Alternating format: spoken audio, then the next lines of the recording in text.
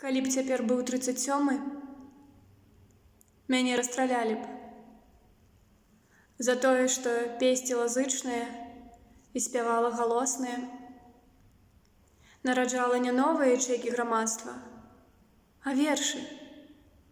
Лістоту гісторыі засушвала паміж старонак, не хавалася ад дажджу і парасоны раздавала бяздомным.